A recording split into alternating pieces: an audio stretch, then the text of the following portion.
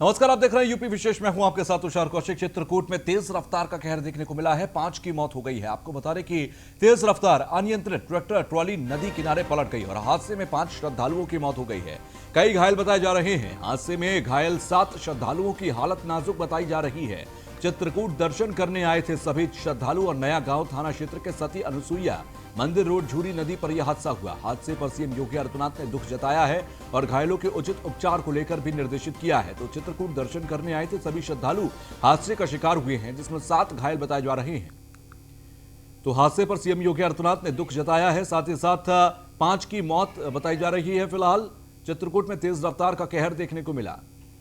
तेज रफ्तार अनियंत्रित tractor trolley नदी किनारे पलटी है, जिसमें घायल हुए हैं 7 से ज्यादा लोग और 5 श्रद्धालुओं की मौत बताई जा रही है। मीना साल की और जा रहे थे रामघाट से सती अनुसुईया को। ढाल में गाड़ी थी, आगे से गाड़ी आ गई, गाड़ी हमारी सज नहीं पाई, गाड़ी ब्रेक बैलेंस किया तभी गाड़ी पलट गई यहाँ पे। तो कितने लोग खत्म हुए हैं?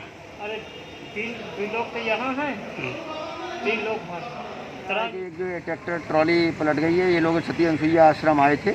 वहाँ पर ट्रैक्टर ट्रॉली तेज, क्योंकि उसकी स्पीड बता रहे हैं तेज़ थी, इसलिए काटने में जो है ट्रैक्टर ट्रॉली पलट गई है और उससे जो है करीब 15-16 लोग तो यहाँ हमारे यहाँ घायल अवस्था में आए और 2 लोगों की मौके पर ही मौत हो गई थी। संवाददाता सोहन लाल हमारे साथ जुड़ गए फोन लाइन पर। सोहन, अभी घायलों की स्थिति क्या है और मौके पर स्थिति क्या है?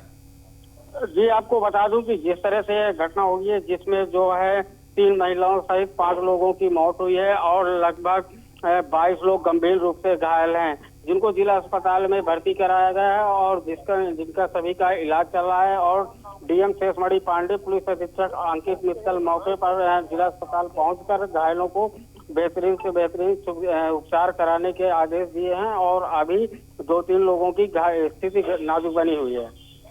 बिल्कुल, और साथ ही साथ देखा जाए अभी तक, क्योंकि सीएम ने भी संज्ञान लिया है, सीएम के संज्ञान लेने के बाद, निर्देशित करने के बाद मौके पर ज्यादा हलचल दिखी है क्या? अधिकारी पहुंचे होंगे?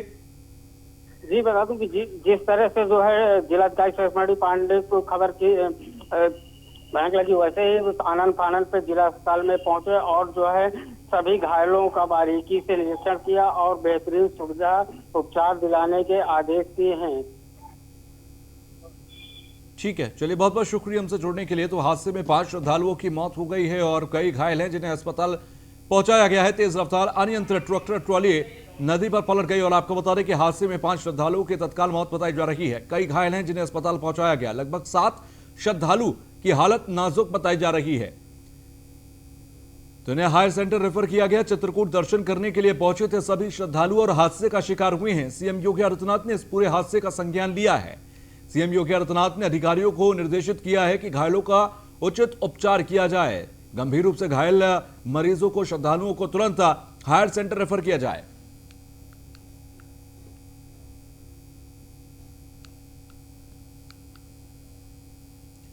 तो वहीं फुल एक्शन में है सीएम योगी आदित्यनाथ। वाराणसी मंडल की समीक्षा कर रहे हैं सीएम योगी। वीडियो कॉन्फ्रेंसिंग के जरिए समीक्षा बैठक से जुड़े हैं अधिकारी और आपको बता दें कि वाराणसी मंडल की विधायक भी समीक्षा बैठक में हिस्सा ले रही है। तो वाराणसी मंडल की समीक्षा चल रही है। सीएम योगी आदित्यनाथ एक्शन में है। लगातार बैठकों का दौर जारी है। अब तक 9 मंडलों की बैठक पूरी हो चुकी है और ये 10वां मंडल होगा वाराणसी मंडल, जिसकी समीक्षा कर रहे हैं। इसमें विधायक भी मौजूद हैं, जनप्रतिनिधि मौजूद हैं, तमाम अधिकारी मौजूद हैं और ये एक तरीके से विकास से लेकर कोविड काल में हर तरीके की समीक्षा है कि किस तरह से इस मंडल के अंदर व्यवस्थाएं हैं, अधिकारियों की तमाम व्यवस्थाएं हैं। ये देखिए, हम आपको तस्वीरें दिखा रहे हैं, उसी बैठक की ये तस्वीरें हैं, एक्सक्लूसिव तस्वीरें उसी बैठक से सीधे हम आपको दिखा रहे हैं। यहाँ ये बैठक चल रही है लखनऊ के अंदर और वाराणसी मंडल के तमाम अधिकारी वीडियो कॉन्फ्रेंसिंग के जरिए इस बैठक से जुड़े हैं। फुल एक्शन में है सीएम योगी आदित्यनाथ।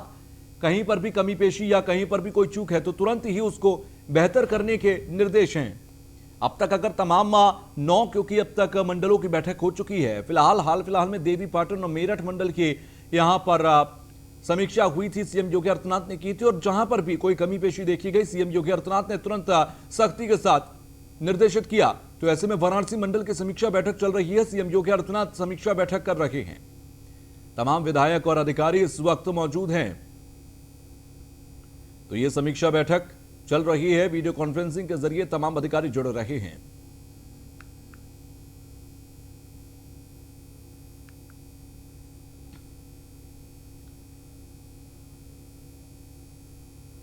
तो फुल एक्शन में है सीएम योगी आदित्यनाथ और आपको बता रहे ये तस्वीर हम सीधे आपको दिखा रहे हैं उसी बैठक के दौरान की। तमाम अधिकारी मौजूद हैं, इसके अलावा तमाम जनप्रतिनिधि और अधिकारी भी वीडियो कॉन्फ्रेंसिंग के जरिए जुड़े हैं। वाराणसी प्रधानमंत्री नरेंद्र मोदी का क्षेत्र है और ऐसे में वाराणसी के अंदर तमाम विकास के कार्य पहले से ही चल रहे हैं। 2014 में प्रधानमंत्री नरेंद्र मोदी ने यहां से जीत के बाद कहा था कि काशी को क्योटो बनाएंगे और क्योटो बनाने की ओर तमाम जो कदम थे तभी से उठा लिए गए थे, चाहे वो काशी विश्वनाथ कॉरिडोर का जिक्र करें या तमाम दूसरी विकास योजनाओं का जिक्र करें। फिलहाल उन तमाम योजनाओं तमाम कार्यान्वयन को लेकर यहां समीक्षा बैठक चल रही है।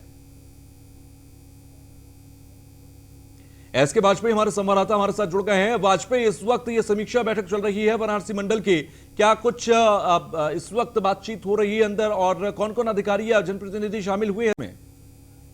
बिल्कुल, जिस तरीके से सीएम योगी आदित्यनाथ लगातार मंडलीय समीक्षा कर रहे हैं, आज वाराणसी मंडल की समीक्षा है जिसमें वाराणसी मंडल के कमिश्नर, सभी जिलों के डीएम और साथ ही साथ में जो जनप्रतिनिधि हैं वो इस बैठक में शामिल हैं। तो कहीं न कहीं चाहे मोदी का संसदीय क्षेत्र है और लगातार जो विकास योजनाएं उत्तर प्रदेश सरकार की और केंद्र सरकार के सहयोग से चल रही है, सीएम योगी आदित्यनाथ हर उस योजना का जिलेवार समीक्षा कर रहे हैं और उनसे फीडबैक ले रहे हैं। तो निश्चित है कि जो भी योजनाएं हैं, जो परियोजनाएं हैं, उनको लेकर सीएम योगी आदित्यनाथ दिशा निर्देश कर रहे हैं। जो विभिन्न जिलों के सांसद हैं, जो विधायक हैं, वो भी इस वीडियो कॉन्फ्रेंसिंग में शामिल हैं, उनसे भी फीडबैक सीएम योगी आदित्यनाथ ले रहे हैं। तो जो विधायकों की समस्याएं हैं, जो लगातार शिकायत कर रहे थे कि शायद उनकी बात नहीं सुनी जा रही है, लगातार प्रशासन उनकी बातों की उपेक्षा कर रहा है, उसको भी सीएम योगी आदित्यनाथ फीडबैक दे रहे हैं। तो अब से थोड़ी देर बाद जब सीएम योगी आदित्यनाथ वाजपेयी से हमारा संपर्क टूट गया फिलहाल, लेकिन जानकारी दे रहे थे कि इस वक्त तमाम जो अधिकारी और जनप्रतिनिधि हैं उनसे विकास की तमाम जो योजनाएं हैं उनको लेकर बातचीत चल रही है। तमाम जानकारियां ले रहे हैं कि जो विकास के कामकाज चल रहे हैं उसको लेकर क्या स्थिति वहां पर है, क्योंकि काशी को क्योटो बनाने का वादा प्रधानमंत्री नरेंद्र मोदी ने 2014 में किया था और 2020 यानी कि 6 साल बीत जाने के बाद काशी इंतजार कर रही है। काशी के आसपास के यानी कि काशी पूरे मंडल की बात कर लें तो इस वक्त ये इंतजार कर रहा है कि कब ये काशी क्योटो बनेगी। ऐसे में चाहे वो बाबा विश्वनाथ कॉरिडोर की बात कर लीजिए, तमाम दूसरे विकास के परियोजनाओं की बात कर लीजिए, करोड़ों रुपए की योजनाएं हैं जो उस वक्त विकसित हो रही हैं या निर्माणाधीन है इस वक्त काशी में। तो फिलहाल उन सभी के विकास की योजनाओं का यहां पर समीक्षा करते नजर आ रहे हैं सीएम योगी आदित्यनाथ। कोविड काल में तमाम जो स्थिति है उसकी भी समीक्षा कर रहे हैं। तो वहीं कानपुर पहुंचे बीजेपी प्रदेश अध्यक्ष स्वतंत्र देव सिंह। कैबिनेट मंत्री स्वर्गीय कमल रानी वरुण के घर पहुंचे स्वतंत्र देव सिंह ने परिवार से मुलाकात कर शोक संवेदना प्रकट की। बर्रा 7 इलाके में रहती थी कैबिनेट मंत्री, कोरोना संक्रमित रही और उसके बाद उनका निधन हुआ। सपा पर बीजेपी प्रदेश अध्यक्ष स्वतंत्र देव सिंह का हमला। सपा कोई पार्टी नहीं, वो वंशवाद पार्टी है, उनका शासन देखा है कैसे होता है। हमारी सरकार ने घर घर पहुंचाई है गैस सिलेंडर, घर, नल, बिजली। बुंदेलखंड में घर घर तक सरकार ने पानी पहुंचाया है और नल से जल पहुंचाने की योजना भी सरकार लेकर आई है। सबको क्या दिखाई देता है? कभी आपने देखा है ऐसा शासन? आपने 15 साल देखा है राज्य में? सपा को देखा, बसपा को देखा, मतलब इस शासन में किसी को छूट नहीं, चाहे गुंडे हों, चाहे बदमाश हों, चाहे प्राधिकरण में कब्जा किए हों, चाहे कोई भी हो, सभी के साथ न्याय हो रहा है। सपा बेरोजगारी को लेकर जो है लगातार सरकार को घेर रही है। सपा जो पार्टी है, सपा कोई पार्टी है? वंशवाद की एक पार्टी है। उसका शासन आता है तो आप देखते हैं कैसा होता है। भाई एक मुसलमान किसी को ठोक देता है तो रिपोर्ट दर्ज नहीं होता है, वो किसी कास्ट का हो। यादव को भी पीट देता है ना तो रिपोर्ट दर्ज नहीं होता सपा शासन में, न्याय नहीं मिलता है। सपा में कहीं न्याय मिलता है? सपा कोई पार्टी है? आपने देखा होगा उनका शासन, तो देखा, हमारे पास तो आते थे लोग, बोलते थे भाई साहब इसने पीट दिया, थाने में रिपोर्ट दर्ज नहीं होता था, कन्नौज में नहीं रिपोर्ट दर्ज होता था, बाकी तो छोड़ दीजिए। तो वहीं मिशन 2022 के लिए समाजवादी पार्टी ने आज हल्ला बोल किया। सरकार को बेरोजगारी, महंगाई पर घेर रही है समाजवादी पार्टी। रोजगार, कोरोना, कानून व्यवस्था पर विपक्ष का पूरा जोर है। अखिलेश यादव के ऐलान के बाद कार्यकर्ताओं ने विरोध का झंडा उठाया है। तहसील स्तर पर समाजवादी पार्टी के कार्यकर्ताओं ने जोरदार प्रदर्शन किया। तहसील से जिला मुख्यालय तक समाजवादी पार्टी के नेता काम पर रहे, लेकिन सांसद से लेकर पूर्व मंत्री तक सरकार को घेरने उतरे। सड़कों पर कई जगह कार्यकर्ता और पुलिस के बीच जोरदार झड़प भी हुई। तो तहसील स्तर पर समाजवादी पार्टी के कार्यकर्ताओं ने जोरदार प्रदर्शन किया है। ये 6 तस्वीरें देखिए, लखनऊ, गाजियाबाद, ग्रेटर नोएडा, हरदोई, इटावा और बस्ती की 6 जगहों पर आप देखेंगे किस तरह से पूरे दिन समाजवादी पार्टी के कार्यकर्ता, नेता, सांसद, पूर्व सांसद, विधायक, पूर्व विधायक, ये सभी हंगामा करते रहे। मिशन 2022 की ये तैयारी है समाजवादी पार्टी की, और महंगाई, बेरोजगारी, ये तमाम वो मुद्दे हैं जिन पर सरकार को घेरने का काम समाजवादी पार्टी कर रही है। लेकिन इस दौरान कई जगहों पर सोशल डिस्टेंसिंग, मास्क का प्रयोग, सैनिटाइजेशन, ये तमाम नियमों को ताक पर रख दिया गया। तो फिलहाल समाजवादी पार्टी ने जमकर हमला बोला। वाराणसी, नोएडा, ललितपुर, कन्नौज, जालौन, मुजफ्फरनगर, नोएडा की ये तस्वीरें भी हम आपको दिखा रहे हैं। तो समाजवादी पार्टी ने आज प्रदेश व्यापी आंदोलन किया और प्रदेश व्यापी हंगामे की जो तस्वीरें हैं वो हम आपको लगातार दिखा रहे हैं। हापुड़, कुशीनगर, बागपत, मुरादाबाद, महोबा, बिजनौर, ये तमाम वो तस्वीरें हैं जो लगातार पूरे दिन सामने आती रही। समाजवादी पार्टी हंगामा करती रही, पूरे दिन हंगामेदार रहा सड़क, और जमकर यहां पर सड़कों पर हंगामा समाजवादी पार्टी की तरफ से किया गया। मेरठ में बच्ची के साथ रेप की कोशिश की गई। विरोध करने पर दरिंदों ने बच्ची की पिटाई की और मेरठ के अस्पताल में भर्ती हुई मासूम। परिजनों ने लगाया अगवा कर रेप करने की कोशिश का आरोप। थाना जानी क्षेत्र के धौलड़ी गांव की यह पूरी वारदात है। तो विरोध करने पर दरिंदों ने बच्ची की पिटाई की है। फिलहाल मेरठ में अस्पताल में एक मासूम को भर्ती कराया गया। हमारी बच्ची जी कसफना, ये हमारे घर की बराबरों में दुकान है, क्लिनिक है, तो उसका दर्द हो रहा था यहाँ गर्दन में। तो वो अपनी अम्मी से कह रही थी कि मैं डॉक्टर के जा रही हूँ, मुझे दिखा के लिया। वो बोल रही थी कि मैं जाऊँगी दिखाने, तू मत जावे। तो वो अकेले से अपना आप ही आ गई, क्योंकि घर की सी बात है उनसे हमारी। जहाँ वो गई थी बिल्कुल घर की एक ही दीवार है। एक भैया उसका परचून की दुकान करता है, तो वो 2 बजे की गई हुई थी। तो वो हम बालकों ने ढूंढी, नहीं मिली। मिलने के बाद जो है उसकी जो स्थिति है, जैसे कि बलात्कार करने का उनका वो था प्लान, तो उसकी छीने छपटी में उन्होंने उसका चोट मार दी। सारे ये आँख वाँख बेकार कर रखी, हड्डी वड्डी तोड़ रखी। बिल्कुल स्थिति जो उसकी नाजुक हो रही बहुत ही ज़्यादा। कौन लोग थे? ये थे जी हमारे पड़ोसी हैं, नाम है मुनीर, नाम है जिसने ये काम करा। ब्यूरो चीफ मेरठ से हमारे साथ के शर्मा जुड़ गए हैं। शर्मा, जिस तरीके से आरोप लगाए गए परिवार की तरफ से, किस तरीके की तहकीकात चल रही है और बच्ची की हालत अभी कैसी है? बच्ची की हालत तुषार बता दूं अभी काफी चिंताजनक है। उसे मेरठ रेफर कर दिया गया है। उसके गाल की हड्डी टूटकर उसके मुंह के अंदर घुस गई है। जानी थाना के धौलड़ी गांव का दिल दहलाने वाला मंजर है। इसमें 10 साल की ये मासूम बच्ची है। पड़ोस में ही उसने विश्वास करके दवाई लेने गई थी और फिर उसके साथ बलात्कार करने का प्रयास करा। हैवानियत की सारी हदें तोड़ दी गई। बच्ची बचने के लिए भागने की कोशिश करती है, तो ये जो मुनीर नाम का हैवान है, इसने इस बच्ची को काउंटर के अंदर बंद कर दिया और काउंटर के अंदर बंद करने के बाद पूरा परिवार इस बच्ची को ढूंढता रहा, कहीं कोई मिली नहीं। फिर बाद में बड़ी मुश्किल से ये बच्ची मिली है। इस बीच में इसकी हालत काफी चिंताजनक है, लहूलुहान है और शायद जो अभी तक रिपोर्टें आ रही हैं उसमें अभी तक इस बच्ची को होश नहीं आया है। तहरीर दे दी गई है, पुलिस कार्रवाई कर रही है। मेरठ के निजी अस्पताल में इसका इलाज चल रहा है। तुषार, ठीक है, चलिए, बहुत बहुत शुक्रिया हमसे जुड़ने के लिए। लेकिन मेरठ में बच्ची के साथ रेप की कोशिश की गई है और परिजनों ने अगवा कर रेप करने की कोशिश का आरोप लगाया है। फिलहाल पूरी तहकीकात इस मामले पर पुलिस की चल रही है। खबर बागपत से, जहां पर कुख्यात बदमाश और माफिया आकाश जाट को सजा मिली है। माफिया आकाश जाट को 7 साल की सजा दी गई। बागपत न्यायालय ने सुनाई 7 साल की सजा। 2015 में नवाला पुलिस पर हमले के मामले में मिली है सजा। D46 गैंग का सरगना है आकाश जाट। आकाश जाट पर 28 आपराधिक मुकदमे दर्ज हैं। तो 2015 में रमाला पुलिस पार्टी पर हमले के मामले में यह सजा दी गई है। 7 साल की सजा यहां पर सुनाई गई है। तो D46 गैंग का सरगना है आकाश जाट। तो आकाश जाट पर 28 आपराधिक मुकदमे दर्ज हैं। बागपत का मामला, कुख्यात बदमाश और माफिया आकाश जाट को सजा दी गई है।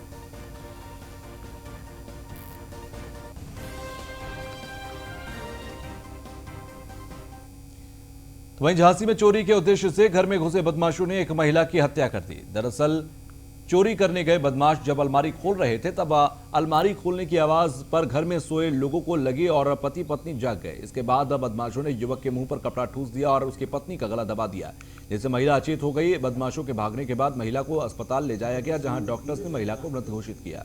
सूचना के बाद मौके पर पहुंची पुलिस ने शव को कब्जे में लेकर पोस्टमार्टम के लिए भेज दिया है और मामले की जांच में जुट गई है। घटना यहाँ एक हत्या हुई है, चोरी डकैती हुई है, इसमें हत्या हुई है। यहाँ आए दिन इस क्षेत्र में रोज़मर्रा की व्यवस्था है कि पर डे यहाँ पे चोरियाँ हो रही हैं, क्राइम हो रहा है। क्राइम को छुपाने के लिए यहाँ के राजनीतिक दल और पुलिस प्रशासन परिवार सदस्यों पर आरोप लगा रही है। इससे निष्पक्षता से जाँच चाहते हैं। इसमें हमने माननीय सांसद जी को और यहाँ के विधायक जी को सबको अवगत कराया है कि हमें निष्पक्ष। ताना मौरानीपुर क्षेत्र में बड़रा गांव है, वहाँ पे एक नबी अहमद नाम के व्यक्ति के घर पे उनका कहना है कि 3 चोर आए हैं और उनके पुत्रवधू को मार दिए हैं और कुछ सामान लेके चले गए हैं। घटनास्थल निरीक्षण हो गया है, फील्ड यूनिट की टीम भी निरीक्षण किया है। बहुत ही सक्रिय गली में घर है, चारों तरफ आसपास की घर है और जिस कमरे में मृतका की बॉडी पाया गया उसमें भी आदमी और भी लोग सो रहे थे। उस कमरे के बाहर भी परिवार के सदस्य सो रहे थे, चारों तरफ लोग सो रहे थे। बट इस बीच में उसके पति अफरोज का कहना है कि चोरों ने उसको मार दिया और यानी उनकी पत्नी को मार दिया। मामला संदिग्ध। खबर संत कबीर नगर से है, जहां पर आप और भाकियू ने डीएम को सौंपा ज्ञापन। कृषि बिल को लेकर आम आदमी पार्टी और भाकियू ने ज्ञापन सौंपा है। सदन में पास किसान के बिल को बताया किसान विरोधी, सभी किसानों का संपूर्ण कर्जा माफ करने की मांग की है। मांगे पूरी ना होने पर सड़क पर उतरने की धमकी भी दी है। तो सदन में पास हुआ किसान बिल को यहां पर किसान विरोधी बताया गया। सभी किसानों का संपूर्ण कर्जा माफ करने की मांग की गई है। इसके अलावा किसान बिल का विरोध किया गया। आम आदमी पार्टी और भारतीय किसान यूनियन की तरफ से यह ज्ञापन सौंपा गया है।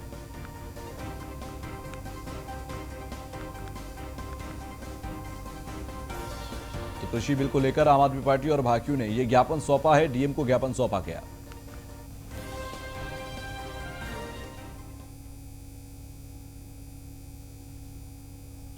तो जनपद बहराइच के हुजूरपुर के ग्राम गोबराहा में क्षेत्रीय लोगों में आक्रोश तब फैल गया जब गन्ने के खेत में गौवंश के मांस व्यापारियों को गांव वालों ने मांस ले जाते पकड़ लिया। क्षेत्रीय लोगों ने बताया कि घटना को अंजाम देने वाले लोगों ने गौकशी कर उसका मांस 2 बोरों में भरकर बांधा और अपनी मोटरसाइकिल से भाग निकलने वाले थे। तभी गांव के कुछ लोग व्यक्तियों ने इसकी भनक उनको लगी और वो लाठी डंडे लेकर मौके पर पहुंचे। तभी गौकशी करने वाले शातिर अपराधी रात के अंधेरे में भाग निकले। मौके पर पहुंची पुलिस ने मौके से 2 बोरे में गौ मांस और कटे बिखरे अंग और बाइक बरामद कर ली है। वहीं नगर पुलिस अधीक्षक ने जल्द इस घटना को करने वाले को गिरफ्तार करने की बात कही है।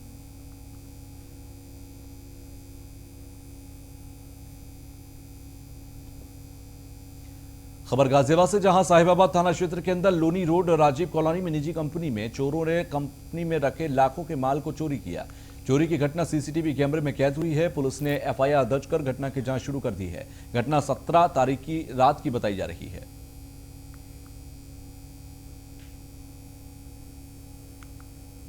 तो यूपी विशेष में बस इतना ही। आगे भी खबरों का सिलसिला जारी है।